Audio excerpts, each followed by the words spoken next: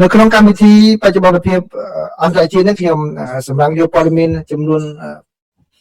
5មកជម្រាបជូនប្រិយមិត្តទាំងអស់គ្នាគឺព័ត៌មានទី1នេះគឺខាងកម្ពុជាបានថ្លែងនៅអង្គការសហប្រជាជាតិអំពីការខិតខំប្រឹងប្រែងយ៉ាងណាសូមអន្តរាគមន៍ពីអន្តរជាតិអង្គការសហប្រជាជាតិនឹងឲ្យធ្វើយ៉ាងណាជួយធានាឲ្យពលរដ្ឋកម្ពុជាអាចវិលត្រឡប់ទៅលំនៅឋានវិញបាទពីព្រោះមកដល់ពេលនេះនៅតែប្រមាណជា 20,000 នាក់ទៀតនៅតែមិនទាន់អាចវិលត្រឡប់ទៅវិញបានឡើយទេបាទហើយព័ត៌មានទី2នេះគឺបាទជាការផ្សាយរបស់ខាងកាសែត Cambodia News ផងហើយនិងកាសែតថៃផងបាទគឺអ្នកស្រី Angela Julie បាទគាត់បានរំលឹកឡើងវិញអំពីការលំបាកដែលពលរដ្ឋភាគតិចរបស់កម្ពុជាជួបប្រទះនៅតាមបណ្ដោយព្រំដែនសារព័ត៌មានច្រើនបានចុះផ្សាយខាងថៃក៏ចុះផ្សាយពីបាតកម្មរបស់លោកស្រី Angelina Jolie ផងដែរហើយព័ត៌មានទី3នេះគឺជាការផ្សាយរបស់កាសែត Khawsod បាទ Khawsod គាត់ថាមួយឆ្នាំមកនេះគឺក៏អត់មានអីត្រូវអបអរសាទរនោះទេនៅក្នុងចំនួនព្រំដែនរវាងកម្ពុជាហើយនិងថៃនោះបាទក៏ប៉ុន្តែគាត់ថានៅចុងក្រោយគាត់និយាយគាត់ថាខាងថៃនេះគឺមិនបានខាត់បងផលប្រយោជន៍អ្វីទេបាទនៅក្នុងរយៈពេលមកនេះគឺខិតខំការពារទឹកដីរបស់គាត់នេះបើតាមការអះអាងរបស់លោកអនុทิនហើយព័ត៌មានទី4នេះកំពុងតែផ្អើលតាមអ៊ីនធឺណិតផងដែរគឺបាទគឺសម្ភាររបស់នាយករដ្ឋមន្ត្រីកម្ពុជាលោកហ៊ុនម៉ាណែតជាមួយនឹងសារព័ត៌មាន Bloomberg បាទពាក់ព័ន្ធជាមួយនឹងជាមួយថៃក៏ដូចជាការបញ្ហាបង្ក្រាបក្រុមឆាបបតាមអនឡាញបាទហើយខ្ញុំយកមកនេះគឺដកស្រង់ពីកាសែត South China Morning Post បាទខ្ញុំសូមដកស្រង់ទូមកជម្រាបជូនប្រិយមិត្តទាំងអស់គ្នាអំពីអ្វីដែលមានដឹកនាំកម្ពុជាបានបញ្ញាចិត្តហើយនឹងជំហរតទៅនឹងជំហររបស់ថៃនៅក្នុងជំនួបកម្ពុជាថៃនេះបាទហើយព័ត៌មានទី5នេះគឺជាការផ្សាយរបស់ Cambodia News ដែលបញ្ជាក់អំពីការបញ្ញាចិត្តរបស់កម្ពុជានៅក្នុងការចាត់វិធានការដើម្បីទប់ស្កាត់ការនាំចូលទំនិញផលិតផលអ្វីដែលប្រើប្រាស់កម្លាំងពលកម្មដោយបង្ខំមកក្រៅពីសហរដ្ឋអាមេរិកបានយកពន្ធក្រោយថ្មីលើកម្ពុជាតែចំនួន 10% ដែលជាចំនួនទាបក្នុងអត្រាថ្មីបាទដែលមន្ត្រីរបស់កម្ពុជាបាទហាក់ដូចជាសម្ដែងនៃការពេញចិត្តជាមួយនឹងលទ្ធផលនេះហើយខិតខំប្រឹងប្រែងបន្តទៀតបាទនេះជាប្រតិកម្មភ្លាមតែម្ដងពីខាងមន្ត្រីរបស់កម្ពុជាទាក់ទងជាមួយនឹងសំណើការរបស់ខាងក្រសួងពាណិជ្ជកម្មរបស់សហរដ្ឋអាមេរិកបាទនេះជាព័ត៌មានសំខាន់ដែលខ្ញុំចងក្រងសម្រាប់ប្រិយមិត្តទាំងអស់គ្នានៅក្នុងកម្មវិធីបច្ចុប្បន្នភាពអន្តរជាតិនៅថ្ងៃសុក្រនេះបាទព័ត៌មានទី1បាទព័ត៌មានទី1នេះគឺខ្ញុំបានចែករំលែកតាម Facebook ហើយគឺហើយក៏មានការយកផ្សាយច្រើនបន្តទៀតដោយសារព័ត៌មាននេះប៉ុន្តែខ្ញុំសូមជាឱកាសនេះជម្រាបជូនប្រិយមិត្តបន្ថែមទៀតនៅក្នុងកម្មវិធីតាម YouTube នេះគឺបាទនៅក្នុងពេលដែលថ្លែងទៅសម័យប្រជុំរបស់ក្រុមប្រឹក្សាសន្តិសុខរបស់អង្គការសហប្រជាជាតិកាលពីម្សិលមិញគឺតំណាងអចិន្ត្រៃយ៍របស់កម្ពុជាដែលនៅប្រចាំអង្គការសហប្រជាជាតិនោះបាននិយាយអំពីជំហររបស់កម្ពុជាចំនួន4ចំណុចទាក់ទងជាមួយនឹងការធ្វើយ៉ាងណាឲ្យមានប្រតិបត្តិការដោះស្រាយបញ្ហាចំនួនដោយសន្តិវិធីនឹងបាទហើយនៅក្នុងពេលនោះដែរគឺកម្ពុជាក៏ឈើឱកាស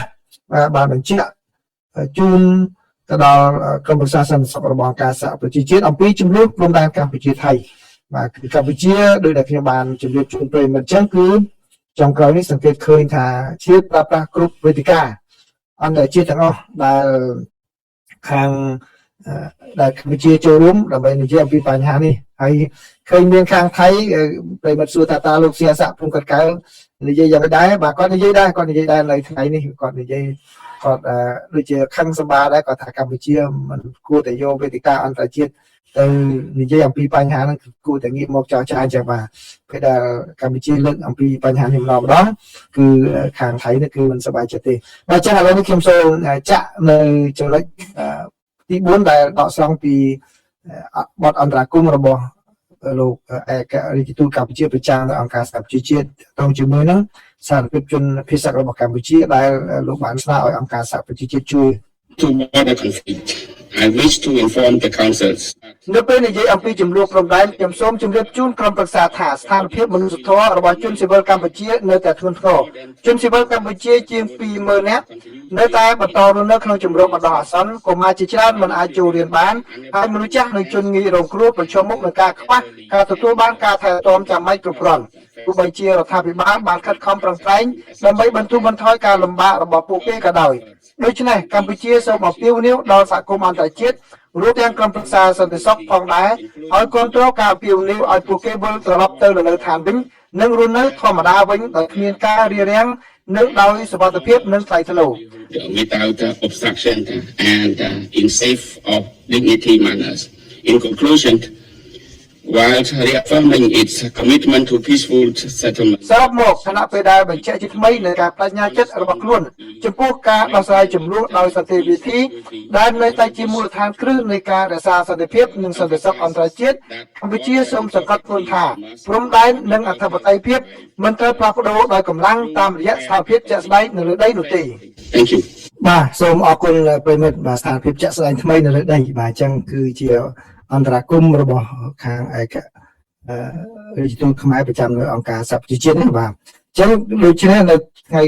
ខួបមួយឆ្នាំនេះគឺខ្ញុំឃើញដោយខាងកម្ពុជានោះគាត់មានការសហការគ្នារៀបរបៀបជាយុទ្ធនាការផ្សព្វផ្សាយមួយច្រើនตัวយ៉ាងដូចជានៅក្នុងនេះគឺលោកប្រាក់សុខុនបាទក៏បានសរសេរ op-ed ដោយដែលខ្ញុំក៏បាននិយាយជម្រាបជូនប្រិយមិត្តកន្លងមកអញ្ចឹងគឺតែដឹកនាំទៅសរសេរអញ្ចឹងគឺតែចុះផ្សាយនៅកាសែត Nikkei Asia ដែលបញ្ជាក់អំពីចេតនារបស់កម្ពុជានៅក្នុងការស្វែងរកសន្តិភាពជាមួយនឹងប្រទេសថៃបាទអញ្ចឹងប្រិយមិត្តណាដែលអាចមានចេះអង់គ្លេសគួរតែចូលទៅអានអត្ថបទរបស់ Nikkei Asia នេះផងកាសែតជប៉ុនបាទគាត់បានសរសេរអញ្ចឹងនៅចំហើយខួបនឹងតែម្ដងដូច្នេះគឺទម្រាំសរសេរបានប៉ុណ្ណេះគឺបានន័យថាមានការរៀបចំពីមុនជាយូរមកហើយមានការតាក់ទងទៅសារព័ត៌មានបាទគេចេញផ្សាយចំថ្ងៃនេះតែម្ដងអញ្ចឹងនេះគឺជាកិច្ចខិតខំប្រឹងប្រែងជាក្រុមក្នុងការក្រុមខាងសារព័ត៌មានហ្នឹងក្នុងការធ្វើកិច្ចការនេះមិនមែនជារឿងចៃដន្យនេះណាបាទហើយជារឿងមិនចៃដន្យមួយទៀតនេះគឺបាទដូចជានៅថ្ងៃនេះដែរលោកស្រី Angelina Jolie បាទដែលជាតារាភាពយន្តដ៏ល្បីទទួលបានពានរង្វាន់អូស្ការនោះបានចេញប្រតិកម្មចំថ្ងៃនេះដែរគឺខ្ញុំសូមដកស្រង់ពីកាសែត Cambodian News ផងហើយនិង Council ផងដែលបានផ្សាយអំពីប្រតិកម្មរបស់លោកស្រីបាទអញ្ចឹងសូមដកស្រង់ខ្លីៗមកជម្រាបជូនប្រិយមិត្តទាំងអស់គ្នានៅក្នុងការបង្ហោះនៅលើបណ្ដាញសង្គម Instagram បាទតារាសម្ដែងនិងជាអ្នកធ្វើកិច្ចការងារមនុស្សធម៌ដែលឈ្នះពានរង្វាន់អូស្ការ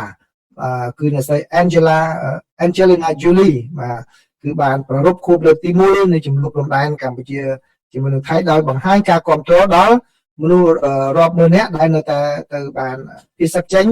ដោយនិយាយថាបេះដូងរបស់អ្នកស្រីគឺនៅជាមួយមនុស្សគ្រប់គ្នាដែលនៅតែរងចាំត្រឡប់មកផ្ទះវិញបាទគឺអ្នកស្រីបាននិយាយស្ថានភាពបែបនេះបាទគឺមានការផ្លាស់ប្ដូរច្រើនមួយឆ្នាំមកនេះតទៅជាមួយនឹងសុខភាពនិងស្ថិរភាពរបស់មនុស្សជាតិជាច្រើនបើយោងតាមអ្នកស្រី Julie គឺមនុស្សជាតិ 30,000 នាក់នៅតែត្រូវបានបណ្ដេញចេញពីលំនៅឋានហើយនៅតែមិនទាន់អាចវិលត្រឡប់ទៅ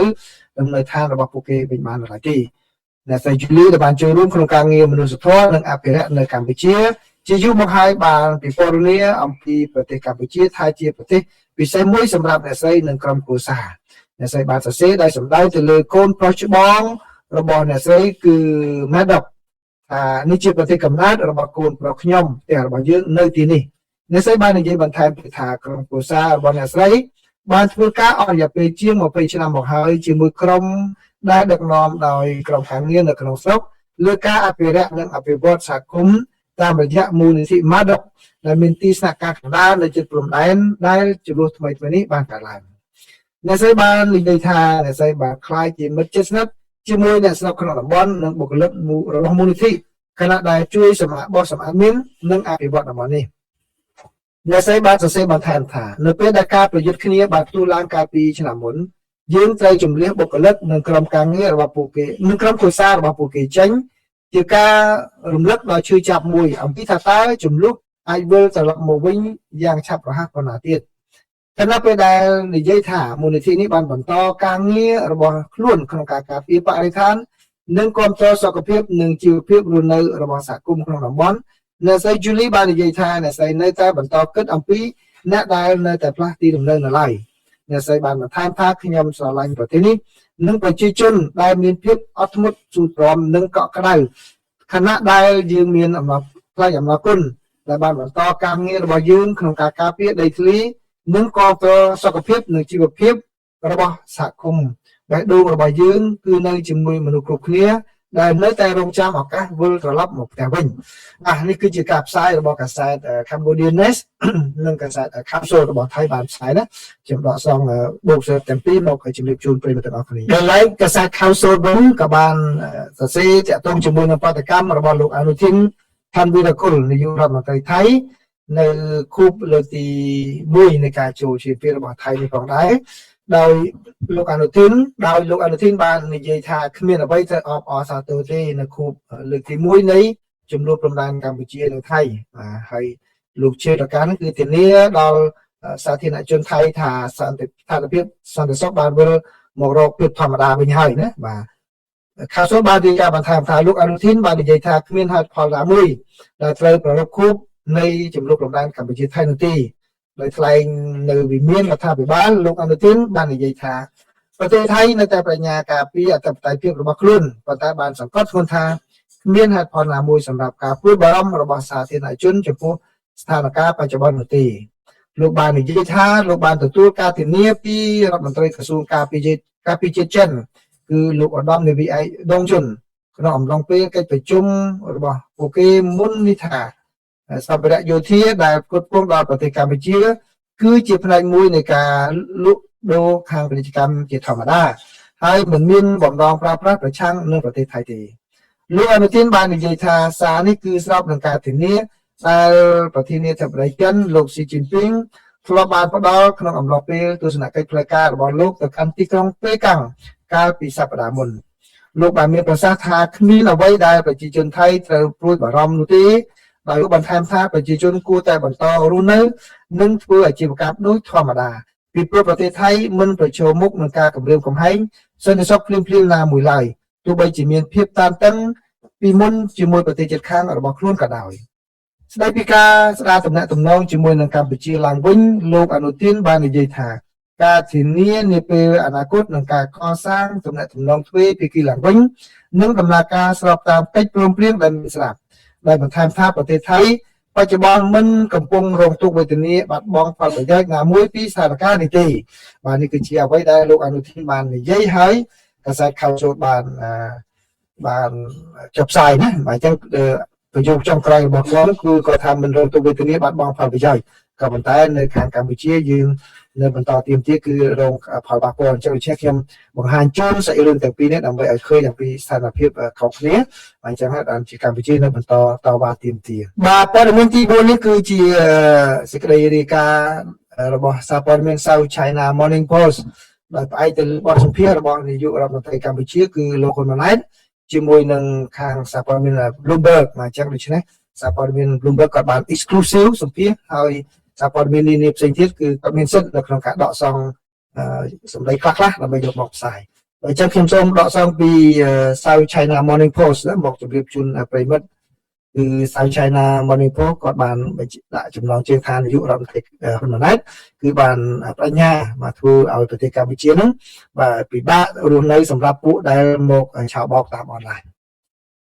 នាយករដ្ឋមន្ត្រីកម្ពុជាលោកហ៊ុនម៉ាណែតបានសន្យាថានឹងបង្កើនការបង្ក្រាបបណ្ដាញបោកប្រាស់តាមអ៊ីនធឺណិតឆ្លងដែនប៉ុន្តែបានព្រមានថាក្រុមអ ក្រិតជនកំពុងសម្របខ្លួនដោយការបំបែកទៅជាក្រុមតូចៗនិងសម្របខ្លួននៅទូទាំងតំបន់បាននិយាយថាអាជ្ញាធរបានបិទប្រតិបត្តិការបោកប្រាស់ខុសច្បាប់ជាង670កន្លែងរួចហើយខណៈពេលដែលពង្រីកការចែករំលែកព័ត៌មានសម្ងាត់ជាមួយនឹងដៃគូអនុវត្តច្បាប់អន្តរជាតិសំខាន់រួមទាំងក្នុងអំឡុងពេលទស្សនកិច្ចនៅសប្តាហ៍នេះដោយនាយកការិយាល័យស៊ើបអង្កេតសហព័ន្ធសហរដ្ឋអាមេរិក FBI គឺលោក Kash Patel មជ្ឈមណ្ឌលបោកប្រាស់តាមអ៊ីនធឺណិតបានរីកដុះដាលពីពេញតំបន់អាស៊ីអាគ្នេយ៍ចាប់តាំងពីជំងឺរាតត្បាត COVID-19 ដែលបានប្រែក្លាយប្រទេសកម្ពុជាមីយ៉ាន់ម៉ានិងឡាវទៅជាមជ្ឈមណ្ឌលសម្រាប់សហគ្រាសអ ក្រិតកម្មទាំងនេះ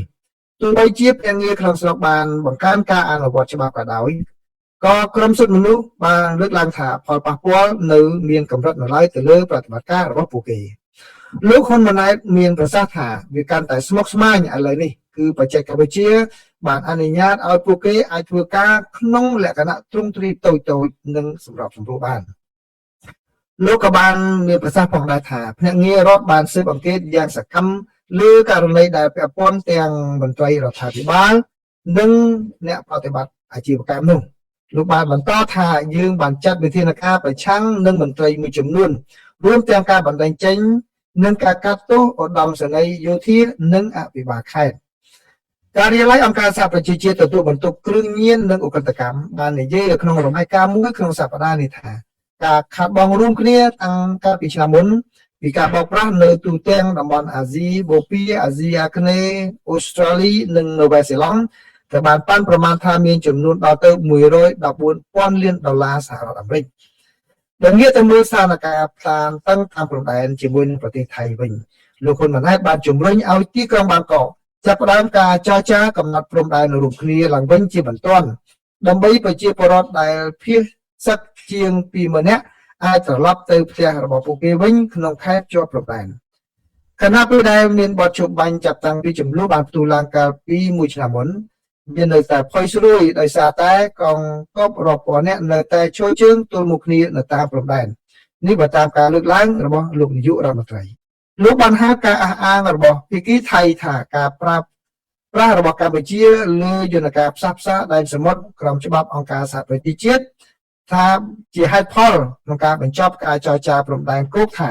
ជារឿងមិនត្រឹមត្រូវនិងអយុត្តិធម៌បន្តិចហើយលោកហ៊ុនម៉ាណែតបានបញ្ជាក់ថាការកំណត់ព្រំដែនគោកនិងការពិភាក្សាដែនសមុទ្រនៅតែដាច់ដោយឡែកពីគ្នាស្របតាមច្បាប់ក្រមក្របខ័ណ្ឌទ្វេភាគីដែលមានស្រាប់លោកបានមានប្រសាសន៍ថាសម្រាប់ពេលនេះដំណាក់កាលនេះយើងសូមផ្ដោតទៅលើការធ្វើឲ្យដំណើរទៅមុខបាទនេះគឺជាការផ្សាយរបស់ South China Morning Post ណាគាត់សរសេររៀបរាប់វែងណាក៏ប៉ុន្តែខ្ញុំសូមសង្ខេបជូនប្រិមត្តតែប៉ុណ្ណេះព័ត៌មានទី5ខ្ញុំសូមដកស្រង់ពីខាងកាសែត Cambodia News បាទ Cambodia News គាត់សរសេរនឹងដោយផ្អែកទៅលើបទសម្ភាសន៍របស់ Bloomberg ជាមួយនឹងលោកស៊ុនចន្ទថុលបាទដែលជាឧបនាយករដ្ឋមន្ត្រីដែលទទួលបន្ទុកខាងពាណិជ្ជកម្មការចរចាសំខាន់ជាមួយនឹងសហរដ្ឋអាមេរិកហើយជាមួយនឹងលោកស្រីចោមនិមលដែលជារដ្ឋមន្ត្រីក្រសួងពាណិជ្ជកម្មរបស់កម្ពុជាអញ្ចឹងខ្ញុំសូមដកស្រង់ខ្លះមកជម្រាបជូនបាទដែលជាបដកម្មតទៅនឹងការចេញយកពន្ធគយថ្មីរបស់សហរដ្ឋអាមេរិកចាប់ផ្ដើមពីថ្ងៃសុក្រនេះតទៅណាបាទកម្ពុជាបានបង្ហាញពីការបដិញ្ញាចិត្តរបស់ខ្លួនក្នុងការពង្រឹងវិធានការប្រឆាំងនឹងការនាំចូលទំនិញដែលផលិតដោយកម្លាំងពលកម្មដោយបង្ខំបន្ទាប់ពីសហរដ្ឋអាមេរិកដាក់ពន្ធ 10% ដែលជាផ្នែកមួយនៃពន្ធចាប់ពី10ទៅ 12.5% លើការនាំចូលពីប្រទេសចំនួន60នៅក្នុងបទសម្ភាសន៍មួយដែលបានចាក់ផ្សាយដោយសារព័ត៌មាន Bloomberg នៅថ្ងៃទី24 ខែកក្កដារដ្ឋមន្ត្រីក្រសួងពាណិជ្ជកម្មលោកស្រីចំនិមលបានមានប្រសាសន៍ថាប្រទេសកម្ពុជាបានចាត់វិធានការបន្ថែមជាមួយក្រសួងចំនួន3ដើម្បីបង្កើនកិច្ចខិតខំប្រឹងប្រែងរួមគ្នាក្នុងការទប់ស្កាត់ការនាំចូលទំនិញដែលទាក់ទងនឹងពលកម្មដោយបង្ខំលោកស្រីនិមលបានមានប្រសាសន៍ថាប្រទេសកម្ពុជាក៏កំពុងចរចាប្រព័ន្ធកូតាជាមួយនឹងសហរដ្ឋអាមេរិករួមជាមួយដៃគូពាណិជ្ជកម្មផ្សេងទៀតដូចជាបង់ក្លាដេសឥណ្ឌូនេស៊ីនិងម៉ាឡេស៊ីប្រព័ន្ធនេះនឹងអនុញ្ញាតឲ្យប្រទេសកម្ពុជាប្រើប្រាស់វត្ថុធាតុដើមដែលមានប្រភពមកពីសហរដ្ឋអាមេរិកដើម្បីផលិតសម្ភារៈបំពាក់និងនាំចេញត្រឡប់ទៅសហរដ្ឋអាមេរិកវិញដោយមានការប្រព្រឹត្តកម្មដោយមិនគិតកូតាឬមិនគិតពន្ធទន្ទឹមនឹងនេះឧបនាយករដ្ឋមន្ត្រីស៊ុនចន្ទថុលបានមានប្រសាសន៍នៅក្នុងបទសម្ភាសន៍មួយនៅថ្ងៃដដែលនេះថាលោកពេញចិត្តនឹងអត្រាពន្ធគយ 10% ដែលស្ថិតនៅក្នុងចន្លោះពី 10% ទៅ 12.5% ទោះជាយ៉ាងណាក៏ដោយកម្ពុជាកំពុងរងចាំសមាជិកទី2គឺសមត្ថភាពលើសផលិតផលលើសដែលខ្លួនរំពឹងថានឹងមិនលើសពី 9% ទេបាទនេះគឺជាការដកស្រង់របស់កាសែត Cambodia ណាហើយខ្ញុំក៏បានស្ដាប់ទស្សនៈបទសម្ភាសន៍របស់លោកស៊ុនចន្ទថុលជាមួយនឹង Bloomberg ផងដែរបាទគឺការដែលកម្ពុជារំពឹងថាលើសពី 9% នោះគឺឲ្យស្របជាមួយនឹងកិច្ចព្រមព្រៀងដែលកម្ពុជាបានចុះជាមួយនឹងសហរដ្ឋអាមេរិកថា 19% ណាបាទ สำหรับ បញ្ចូលគ្នាគឺ 19% បាទដែលលោកសុនចិនថោប្រាប់ពាក្យមួយម៉ាត់ថាគឺគាត់នឹង honor បាទគោរពតាមអ្វីដែលកម្ពុជាបានចុះហត្ថលេខាជាមួយនឹងសហរដ្ឋអាមេរិកហើយគឺកម្ពុជាពេញចិត្តជាមួយនឹងកិច្ចព្រមព្រៀងពាណិជ្ជកម្មដែលកម្ពុជាបានចុះបាទនេះគឺជាការដកស្រង់ណាបើថាសូមបន្ថែមយោបល់តិចខ្ញុំឃើញមានប្រិមិត្តមកសួរខ្ញុំទេខ្ញុំមិនដឹងថាតើយ៉ាងម៉េចគាត់ថាមានអ្នកខ្លះទៅបកស្រាយថា 10% ដែលកម្ពុជាទទួលបាននោះគឺបន្ថែមទៅលើ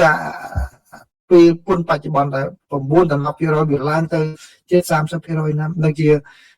បានប្រភពមកពីណាគាត់បកប្រែអង់គ្លេសគេច្រឡំអីយ៉ាងម៉េចខ្ញុំមិនដឹងណាការប៉ុន្តែអត់ទេគឺ 10% ហ្នឹងគឺជាការបន្តពុនដែលមានពេលបច្ចុប្បន្នកម្ពុជាដែលសហរដ្ឋអាមេរិកដាក់ចេញប៉ុន្តែដោយសារពុននោះវាត្រូវផុតកំណត់នៅថ្ងៃសុក្រនេះបាទបើតែមិនមានអ្វីថ្មីមួយចំនួនទេគឺថ្នាក់មក 0% ហើយឬអត់យកពុនទេចឹងដូច្នេះលោកតាមលោកបញ្ចេញបន្ថែមទៀតគឺយកថ្មីនេះមកចំនួនអាចារ្យទេបាទអាចារ្យនោះគឺផុតទៅចឹងថ្មីហ្នឹងគឺកម្ពុជាបាន 10% ហ្នឹងឯងបាទចឹងដូចដែលសេចក្តីសង្ខេបរបស់សាព័ន្ធ Cambodia Nest ចឹងគឺកម្ពុជាកំពុងរងចាំហើយក៏មានទំនិញមួយចំនួនដែលយកពុនទៀតទៅលើកម្ពុជាផងដែរនៅក្នុងករណីឧបសម្ព័ន្ធ1ឧបសម្ព័ន្ធ2ដែលខ្ញុំបានជម្រាបជូនយូរមកហើយបាទពេលមិនអាចទៅមើលបានហ្នឹងមានខ្លះ 0% ផងទំនិញមួយចំនួនដែលនាំចូលប៉ុន្តែខាងកម្ពុជាគឺប្រហែលជាមិនទាន់មានគ្រប់លក្ខណៈរបស់គេនោះគឺបច្ចេកវិទ្យា technology អវកាសអីនឹងជាដើមណាបាទអញ្ចឹងនេះគឺជាការសង្ខេបណាការសង្ខេបរបស់ខ្ញុំជូនប្រិយមិត្តទាំងអស់គ្នានៅក្នុងកម្មវិធីបច្ចុប្បន្នភាពអន្តរជាតិនេះបាទអញ្ចឹងឥឡូវសូមត្រឡប់មកមើល comment របស់ប្រិយមិត្តទីមើលបរមីសីហៈកូនខ្ញុំអាយុ8ឆ្នាំនិង11ឆ្នាំតែងតែសួរថាថ្ងៃនេះជាថ្ងៃអ្វីយើងទៅចង់ចាំពីនិច្ចម៉ាក់ព្រោះសៀមឈានព្រៀនយើងសូមកូនក្មេងក៏គិតពីបញ្ហានេះដែរបាទអូបាទអរគុណលោកហៃឡុងបាទលោកហៃឡុងអញ្ជើញចូលជាតិចប់អត់ហើយបាទអត់អីទេបុលសង best wishes from Yokohama អូយប់ខ្លាំងហើយ Yokohama នៅនោះបាទបុញយ៉ាងទៅចូលដែរពីកម្ពុជាមកបុញយ៉ាង Baby Small សូមអរគុណលោកពូដែលតែងតែនៅជាមួយកម្ពុជាធ្វើលោកពូជាមន្ត្រីអាមេរិកនៅសុខសប្បាយក៏ដោយក៏ពិតជាគួរឲ្យបាទអរគុណបាទទាំងក្នុងនេះដូចគ្នានឹងដែរដូចខ្ញុំបានតែជំរាបទៅវិញចឹងទោះបីជាថ្ងៃក្រោយក្មួយបានធ្វើធូបបណ្ណាដល់ណាក៏ដោយ complete ប្រភពដើមណាដូចជាអ្នកខ្លះខ្ញុំឃើញនៅរយៈចុងក្រោយនេះអ្នកដែលបានធ្លាប់នៅវត្តអណាឡំក៏ត្រឡប់ទៅវិញធ្វើបន់ធ្វើទៀតនៅនឹងបាន complete កន្លែងដែលផ្ដល់កំណត់ឲ្យយើងប្រទេសផ្ដល់កំណត់ក៏យើងត្រូវភ្លេចដែរបាទកុំបានខ្ញុំឃើញអ្នកខ្លះគាត់បានមកដល់សហរដ្ឋអាមេរិកបាទប៉ុនជើងដីសហរដ្ឋអាមេរិកមិនបានមួយខែផងគាត់ចេះដឹងដូចច្បាស់ខ្លាំងសម្រាប់ពីសហរដ្ឋអាមេរិកមានរឿងច្រើនដែលត្រូវរៀនយើងត្រូវដាក់ខ្លួនមកយើងគិតតែប៉ុណ្ណាដូចយើងនៅស្រុកខ្មែរយើងអត់សូវចេះអង់គ្លេសអត់ចេះអង់គ្លេសហ្នឹងមែនមកជាប់នៅអាមេរិកមួយខែយើងចេះអង់គ្លេសនិយាយដល់ទេមែនទេអ្នកខ្លះនៅ40ឆ្នាំនិយាយអង់គ្លេសពីបើឡើយទេបាទអញ្ចឹងដូចជាស្ថានភាពយល់អំពីប្រទេសមួយក៏អញ្ចឹងដែរបាទគឺមិនមែនបានមកដល់នេះយើងដូចត្រាស់ដឹងឯណាដឹងរឿងគ្រប់យ៉ាងនិយាយអត់ទេបាទតែបើគួរបើគំនិតរៀនសូត្របន្ថែមទៀតបាទ be humble អង្គចិនដាជើអង្គចិនដាជើដា baby small បាទលោកពូចាប់យកណាស់អ្នកក៏ប្រហែលអ្នកដែលបានសម្រាប់ឡើងពង្រីកនិយាយថាបំផ្លាញជាតិជាខ្លួនឯងមិនបែរដូចគាត់ធ្វើវាពួកគាត់ក៏ត្រូវតែគ្រប់រឿងត្រូវគ្រប់រឿងចំណែកអ្នកខុសគ្រប់រឿងបាទខ្ញុំថាមិនចង់និយាយមួយម៉ាត់ចាស់ខ្ញុំអត់ស្នេហ៍ដែរបាទពេលខ្ញុំទៅខ្មែរហ្នឹងមានរូប AI ខ្លាំងខ្លាយថាខ្ញុំទៅលុតជង្គង់ព្រះលោកអ៊ុនសែននេះណាបាទខ្ញុំអត់ស្នេហ៍វាអត់មានដល់ពេលខ្ញុំមកវិញមានអ្នកមកទៀតគាត់ថាដោយសារតែมันបានជួបថ្នាក់ដឹកនាំកម្ពុជានោះបានជាត្រឡប់បញ្ញាប់ត្រឡប់មកអាមេរិកវិញតែជាអញ្ចឹងទៅបាទគាត់ព្រមទទួលយកអព័ត៌មានពុលនោះដោយរីករាយតែម្ដងណាបាទទិញសបុតទៅនោះគឺមានថ្ងៃគេមកវិញគេច្បាស់លាស់របស់គេបាទគេមកវិញឲ្យខ្ញុំប្រាប់ឲ្យថាខ្ញុំទៅរឿង personal ទេអ្នកបងពុទ្ធិបានមកជួបខ្ញុំគាត់យល់គាត់ថាគេបានប្រាប់ថារឿង personal ហ្នឹងយ៉ាងម៉េចហើយមានបងប្អូនថាព័ត៌មានមួយចំនួនគាត់មកសម្ភាសខ្ញុំនោះខ្ញុំបានប្រាប់រឿង personal គាត់យល់ថាអូបងចាំមែនឥឡូវ personal មិនគេបង្ហោះរូបបដាឃើញបាទគឺមិនបានទេគាត់ព្រមទទួលរឿង toxic ហ្នឹងបាទប៉ុន្តែខ្ញុំនិយាយថាខ្ញុំខកចិត្តជាមួយនឹងមិត្តភក្តិខ្ញុំ2នាក់ដែរនិយាយដោយត្រង់មកម្នាក់នៅសហរដ្ឋអាមេរិកនេះបាទម្នាក់នៅសហរដ្ឋអាមេរិកនេះគាត់ឃើញរូបខ្លាំងៗហ្នឹងគាត់យកមក share ឲ្យគាត់និយាយជីខ្ញុំទៀតខ្ញុំដោយសារខ្ញុំស្គាល់គាត់ចិត្តស្និទ្ធពេកខ្ញុំក៏ទេទៅគាត់ខ្ញុំមកទេទៅគាត់ផ្ទាល់តែម្ដងខ្ញុំប្រាប់គាត់កុំទៅ share រូបនោះវាខុសហើយអីណា គាត់អត់ស្ដាប់ខ្ញុំអត់ជឿខ្ញុំបញ្យល់វិញគាត់ទៅជឿអារូបគេខ្លាំងៗហ្នឹងគាត់ថាមនុស្សផ្លាស់ប្ដូរណាស់ងាងដាក់ខ្ញុំវិញខ្ញុំថាចុះមិនទៅជាអញ្ចឹងទៅយល់អត់ស្ដាប់ទៀតចាំមកថាព័ត៌មានខ្លាំងៗពេលខ្លះវាមានប្រសិទ្ធភាពព្រោះអ្នកខ្លះគាត់ចូលចិត្តញ៉ាំថ្នាំពុលនឹងច្រើនជាងទាំងណាគាត់អត់ស្ដាប់ខ្ញុំបាទដល់ពេលឲ្យគាត់រត់ឌឺដងខ្ញុំទេខ្ញុំថាដល់ថាម្នាក់ទៀតនៅខ្មែរប្តីគាត់ធ្វើប្តីគាត់រៀនជាមួយខ្ញុំទេប្តីគាត់រៀននៅមហាវិទ្យាល័យជាមួយខ្ញុំបាទគាត់ share រូបនឹងទៀតខ្ញុំថាចុះហើយបើពួកឲ្យប្តីនេះខ្ញុំមិត្តភក្តិចិត្តស្និទ្ធដែរបាទចិត្តស្និទ្ធដែរបាទតែប្រហែលថ្ងៃឃើញគាត់លុបអារូបនឹងចោលវិញវាទៅជាអញ្ចឹងណាគាត់មនុស្សខ្លះគាត់ជួយអ្វីដែលជាថ្នាំពុលអ្វីដែលជាខ្លាំងៗហ្នឹងគឺទទួលយកបានភ្លាមតែម្ដងហើយនៅជាប់ក្នុងគូក្បាលគាត់នៅពេលដែលយើងបញ្យល់អ្វីដែលជាការពិតហ្នឹងគាត់ព្រមទទួលទេបាទហ្នឹងគឺករណីដែលខ្ញុំផ្ទាល់តែម្ដងបាទដូច្នេះពេលខ្លះយើងអាចនឹងរំលងនៅមនុស្សមួយចំនួនដែលមានកំណត់ទោះបីជាក្នុងរូបភាពណាក៏ដោយគាត់រកវិធីធ្វើបាបខ្លួនគាត់ដើម្បីលេបថ្នាំពុលជាប់ខ្លួនអាហ្នឹងយើងពិបាកដែរឥឡូវយើងគិតទៅប៉ុណ្ណេះខ្ញុំមិនថាមិនចង់និយាយប៉ុន្តែនិយាយអ្នកខ្លះឧទាហរណ៍ដូចជាមានអូននឹងតែក្មួយនឹងគាត់ធ្លាប់ជារដ្ឋាភិបាលកម្ពុជាបាទអូគាត់អ្នកនឹងចាត់ទុកជាវីរបុរសរបស់គាត់ hero របស់គាត់ណាតែដល់ពេលដែលអ្នកនឹងគាត់យល់ថាធ្វើដូច្នេះវាមិនស័ក្តិសមជាមួយនឹងកលៈទេសៈបច្ចុប្បន្នគាត់ជប់និយាយអញ្ចឹងចាប់ដើមជីគាត់វិញបាទនៅពេលដែលគាត់មកនិយាយអ្វីជាការពិតវិញចាប់ដើមជីគាត់វិញចឹងបានន័យថាគាត់ព្រមលេបតែថ្នាំពុលនឹងតែម្ដងបាទបើថាគេនិយាយថ្នាំឲ្យថ្នាំពុលគាត់លេបគាត់ព្រមទទួលនៅពេលដែលគេមកនិយាយអ្វីជាការពិតប្រាប់គាត់ទៅជាបតិគេអញ្ចឹងដូច្នេះបើសិនជាយើងជួបក្នុងករណីបែបហ្នឹងអញ្ចឹងហើយគាត់ពេញចិត្តនឹងលេបថ្នាំពុលឲ្យគាត់លេបថ្នាំពុលនឹងបន្តទៀតទៅបាទពេលខ្លះកុំខ្វាយខ្វល់ទៅរឿងពីព្រោះអ្នកដែលពេញចិត្តនឹងលេបថ្នាំពុលហ្នឹងក៏មិនមែនតិចដែរណាបាទអញ្ចឹងដល់ខ្ញុំជួបដល់ចំណុចមួយទៀតបាទដែលខ្ញុំថាខ្ញុំមិនចង់និយាយប៉ុន្តែឃើញមានអ្នកខ្លះសួរមកខ្ញុំនិយាយទៅចុះគឺអ្វីដែលខ្ញុំសង្កេតឃើញនៅក្នុងប្រទេសកម្ពុជាក្នុងលើកនេះបាទចំណុចមួយដែលខ្ញុំថាមិនចង់និយាយនឹងខ្លាចមានអ្នកយកពាក្យខ្ញុំទៅបន្ថែមទៀតប៉ុន្តែឥឡូវខ្ញុំសម្រេចនិយាយទៅចុះគឺខ្ញុំឃើញរូបភាពពីរនៅក្នុងប្រទេសកម្ពុជាដែលជារឿងមួយសម្រាប់ខ្ញុំជារឿងគួរឲ្យសំណោះបាទជារឿងគួរឲ្យសំណោះបាទសម្រាប់ពលរដ្ឋកម្ពុជាគឺទីមួយអ្នកដែលនៅក្នុងប្រទេសកម្ពុជាគាត់ដឹងការពិតពីប្រទេសកម្ពុជាជួបការលំបាកយ៉ាងម៉េចគាត់អត់ហ៊ាននិយាយបាទគាត់អត់ហ៊ាននិយាយអំពីការលំបាកគាត់ជួបប្រទះហ្នឹងដោយសារអីដោយសារគាត់មិនមែនជាអ្នកគ្រប់គ្រងក្រុមប្រឆាំងឬក៏បកប្រឆាំងណាមួយទេគាត់ចង់និយាយតែកែលម្អអ្វីដែលបញ្ហាការប្រឈមដែលគាត់ជួបប្រទះបាទដល់ពេលអញ្ចឹងគាត់មានការប្រយ័ត្នទី1ខ្លាចខាងអាជ្ញាធរចាប់ទោសអូដំណើរគាត់បាទពីព្រោះគាត់និយាយក្នុងការពេលខ្លះគាត់ជឿចាស់គាត់អត់ចេះនិយាយខ្លាំងពាក្យទី2គាត់ខ្លាចយកសម្ដីរបស់គាត់នឹងត្រូវបានក្រុមផ្សេងទៀតនោះបាទឃើញប្រវត្តិទៅលើសម្ដីរបស់គាត់ទៅជារឿងនយោបាយការពិតគាត់ចង់តែនិយាយបញ្ហាសង្គមដែលគាត់ជួបប្រទះហ្នឹងឲ្យមានការកែលម្អទេអញ្ចឹងដូច្នេះខ្ញុំវាយតម្លៃថាអ្នកដែលគាត់ដឹងបញ្ហាមួយចំនួនគាត់សម្រេចមិននិយាយបាទដោយសារគាត់មិនចង់មានបញ្ហាបាទខ្លាចគេយកពាក្យគាត់ហ្នឹងទៅគេប្របញ្ហាហ្នឹងបាទគាត់គាត់តែចង់ដោះស្រាយបញ្ហាអញ្ចឹងជារឿងមួយគួរឲ្យសំណោះបាទការពិតគួរគាត់តែហ៊ាននិយាយហើយនឹងរៀននិយាយឲ្យត្រឹមត្រូវអានោះជាបញ្ហាទី1បញ្ហាទី2អ្នកនៅខាងក្រៅមួយចំនួននិយាយអំពីបញ្ហាមួយចំនួនអត់មានលក្ខណៈស្របគ្នាជាមួយនឹងស្ថានភាពនៅក្នុងប្រទេសកម្ពុជាទាល់តែសោះបាទដោយរបៀបនៅកម្ពុជាកំពុងតែជួបបញ្ហារឿងអ្វីផ្សេងស្រាប់តែអ្នកនិយាយពីខាងក្រៅនេះរឿងផ្សេងអត់ match គ្នាអត់មានស៊ីគ្នាសោះតែម្ដងចឹងដូច្នេះវាអត់មានអាចជួយកែប្រែស្ថានភាពបានទេបាននិយាយទៅរឿងផ្សេងរឿងណាអត់ស៊ីគ្នាសោះតែម្ដងបាទអញ្ចឹងជារឿងអកុសលមួយដែរណាបាទអ្នកដែលចាំមកខ្ញុំនិយាយពីខ្លីថាអ្នកដែលនៅក្នុងស្ថានភាពដឹងស្ថានភាពមិនហ៊ាននិយាយខ្លាចប្រយ័ត្នប្រយែងមិននិយាយអ្នកដែលមិនដឹងស្ថានភាពមិនលឺអំពីស្ថានភាពអ្នកដែលមានសិទ្ធិនិយាយមានឱកាសនិយាយបែរជាមិនដឹងអំពីស្ថានភាពនិយាយស្ដីអ្វីនៅរឿងអត់មានស្របជាមួយនឹងស្ថានភាពពិតនៅក្នុងនៅលើដីចុះទេសោះបាទខ្ញុំថាខ្ញុំមិនចង់និយាយតែឡើងនិយាយនឹងទីចាស់ជឿថាមានអ្នកនឹងអាចនឹងយកពាក្យនឹងទៅឆ្លើយឲ្យមានក៏ពីអ្នកមិនស្បាយចិត្តនឹងក៏ផ្សេងនឹងមកប៉ុន្តែវាមិនជាកិច្ចការដែលខ្ញុំធ្វើឲ្យសប្បាយគ្រប់គ្នាព្រោះខ្ញុំមិនជាតារាកំ pl ែងទេបាទអញ្ចឹងសូមអរគុណណាអរគុណប្រិយមិត្តទាំងអស់គ្នា អូលោកលៀងតាមគេយករូបនឹងមកបង្ហាញខ្ញុំថាខ្ញុំប្រាប់គាត់ថាបងកំសិននៅលើមេឃនៅឡើយទេបាទពេលនេះខ្ញុំកំពុងនៅកូរ៉េពេលនៅកូរ៉េនៅឡើយទេចុះព្រោះយន្តហោះរបស់ខ្ញុំទីទៅខ្ញុំចេញទៅដើរលេងនៅកូរ៉េហើយពេលនោះគឺលោកហ៊ុនសែនក៏នៅចិនផងបាទតែនៅនោះក៏អត់ដឹងរឿងឃើញទេគាត់និយាយប៉ុណ្ណឹងឃើញគាត់ដឹងរឿងគាត់យកមក